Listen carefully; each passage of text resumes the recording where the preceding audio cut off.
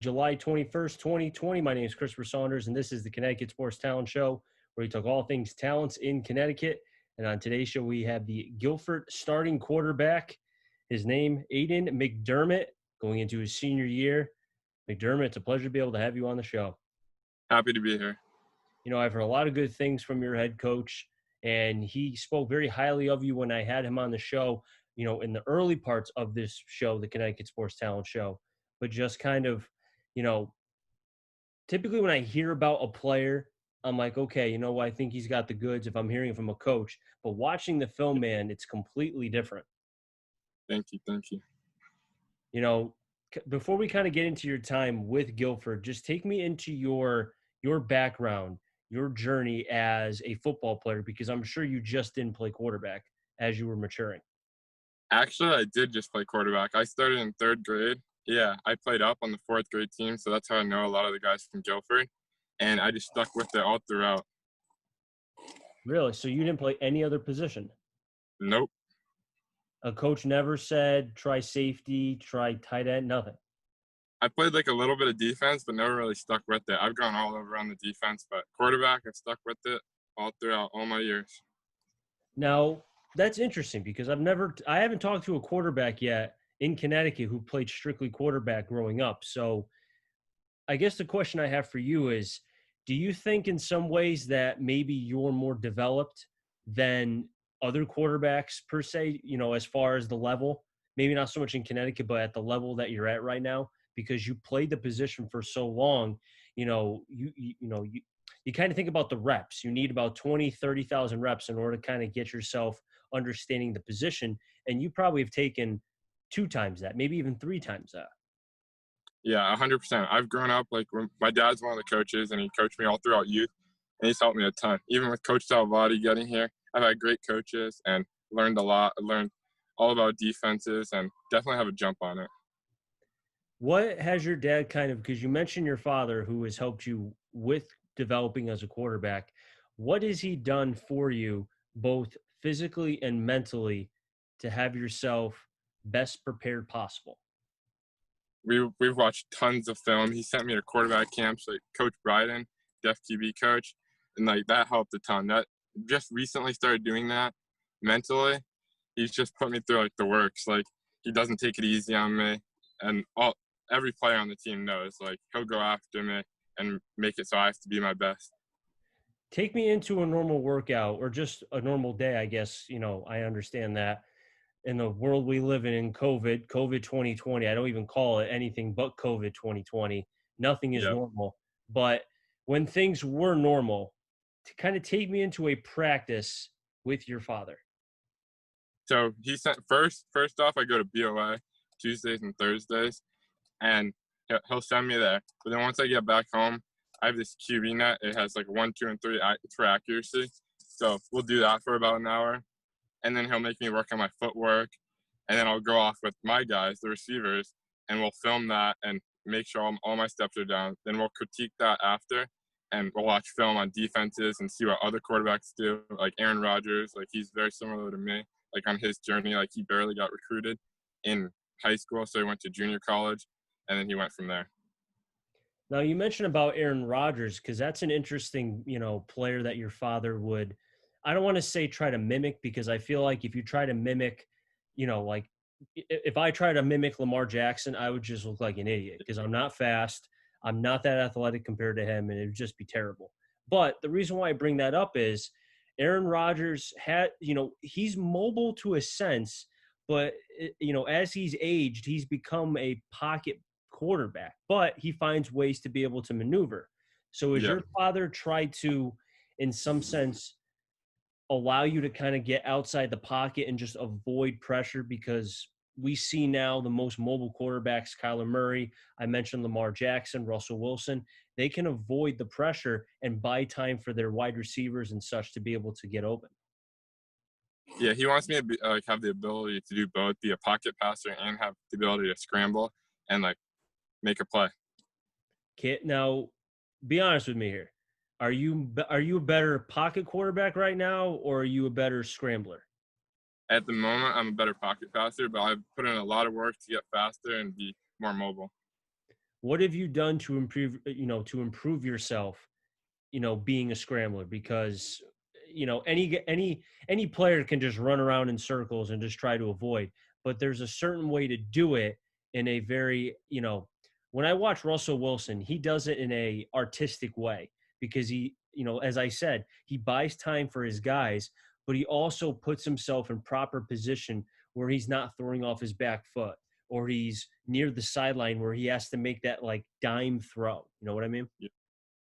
So I've gone to BOA. They've helped like a lot with like resistant training. So I wasn't the fastest last year, but I've gotten a lot faster. And Frank, he's from BOA. He's worked on like my mobility and like my reaction. And then also Coach Bryden, he does all these drills to help me. Like we can throw tennis balls, and it's all about reaction time for me. Has your reaction time, have you noticed that it's been getting better as you've gone through these drills? Definitely. That's good, man. I mean, hey, if you're seeing improvement, that's the first battle because a lot of times it takes a while to be able to see with, certain things. And for you, your agility and being able to avoid the pressure. Yeah. Now, looking at what could be a very successful if we play, and I hope we all do, your senior year, Guilford has a chance. You have a lot of talent, both at the senior level, but also below as well. Do you feel Yes. like that this could be, however long this season will be? We're just hoping there's a season before we start, complaining about how Yeah. many games, you know what I mean? But Yeah. do you feel like that Guilford, with all the talent and going through the progressions needed with, with a young team at the time, you guys have a chance to be able to do something special? Yeah, definitely. We're going to be super successful in the next couple of years. I see all these freshmen coming up, all the sophomores. They're going to be something special. Especially this year, we've worked so hard, unlike any other years, and we're going to have a great team. Now, what sets this team apart from any other team in the conference? We have great leadership, and we're more motivated than ever. And our goal is to succeed and have everyone be their best that they can be. Now, that's a typical answer that almost every player would say. So I'll ask you again. Be honest with me here. And it's okay to be honest, it's fine. Why? Because you said that you guys are motivated. Why are you guys motivated? Because every team, every player or coach that I've asked about certain players or certain situations, they say they're motivated. So I asked them again, why is this Guilford team more motivated than whatever team in the conference? Just name a team, whatever. So just Lyman Hall and Brantford, we scrimmage them all the time in 7v7s, and we like see where we are, and we all like most of us want to go to college for sports, and at least I know from my position I didn't have the best year last year, but I want to be so much better than like anyone else on the field. So I want to be like a great player, and I want to get to where I want to be.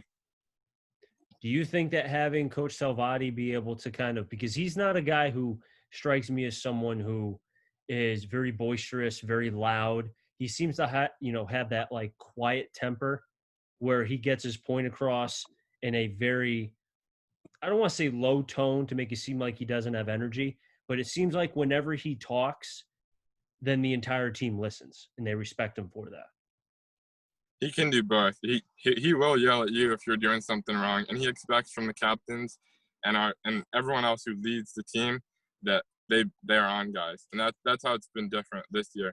Like last year, we didn't have much of it, and our goal as captains is to be on players and make sure everyone's doing what they have to do. Now, is this a team where the players hold themselves, accountable? They hold each other, to the same standard, or is the Definitely, coaching staff one that kind of has to, you know, put in their 2 cents every once in a while? the coaches and the captains are all together. Even the players, we all want to be like connected somehow, and we want to like same thoughts that the coaches have is same thoughts the captains have. So we're definitely out there with the guys. Interesting, because I know that I know Killingly kind of has their own situation where their players hold themselves accountable. They kind of have like an upper level kind of leadership council per se, where That's what we. and that's good. So kind of talk about that with me because with Killingly, the juniors and the seniors, if anything wants to get, across to the coaches, it has to run through the players first. Is that the same situation with this?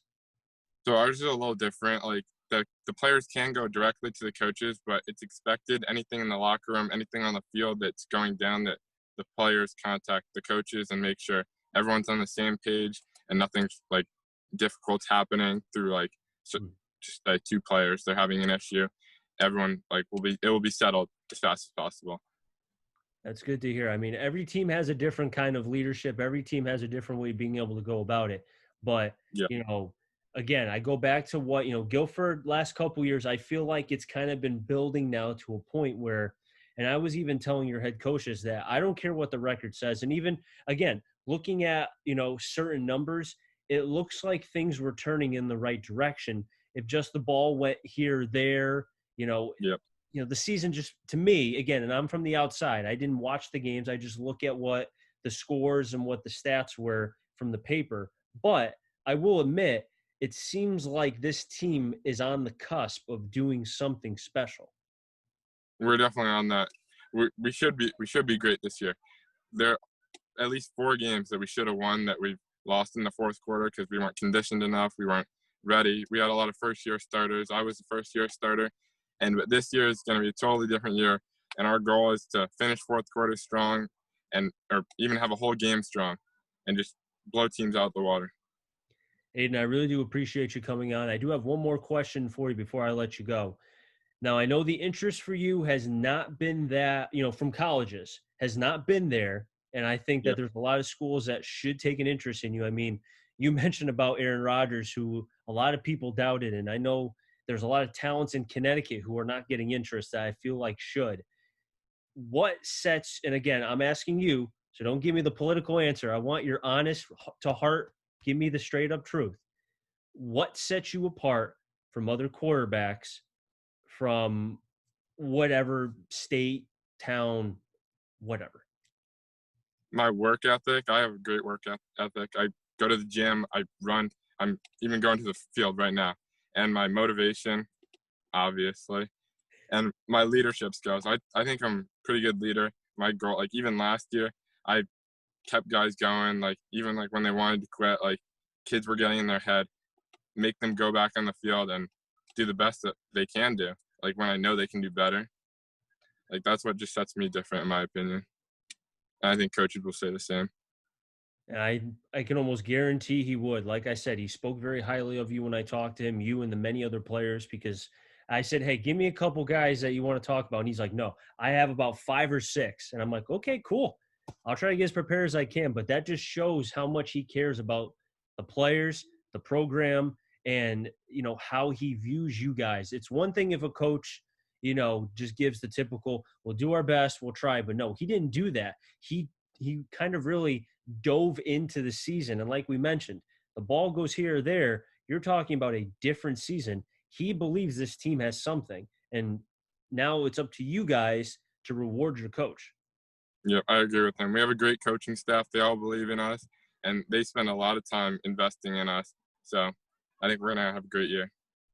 Aiden, it was great having you on, man. I hope sometime in the near future you'll come back on. And when you make that commitment to a college, let me know. You can come on and we'll talk about why X, Y, and Z did not give you interest and how you're going to make the schools that did not pick you or show interest in you, you'll show them why they should have.